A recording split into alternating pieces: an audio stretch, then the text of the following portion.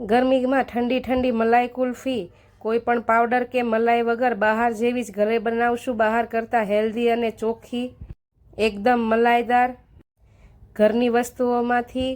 Recipe ગમે તો ચેનલને સબસ્ક્રાઈબ કરવું ભૂલતા નહીં. ફૂલ રેસીપી ટાઇટલની બાજુમાં નીચે આપેલી છે. કુલ્ફી બનાવવા માટે આપણે 1 કપ જેટલા મખાણા લઈ લેશું.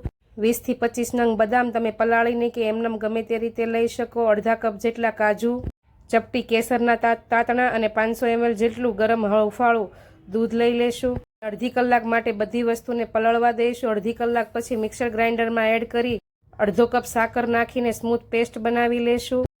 કુલ્ફી મોલ્ડ કે પછી કોફીના કપમાં આવી રીતે ભરીને ઉપરથી ફોઇલ પેપર પેક રબરથી પેક કરી વચ્ચે આવી રીતે સળી મૂકીશું અને 8 થી 10 કલાક માટે ફ્રીઝરમાં મૂકી દેશું. 10 કલાક પછી તમે જોશો તો એકદમ બંને હાથ વચ્ચે ઘસીને બહાર કાઢીને જુઓ તો મલાઈદાર કુલ્ફી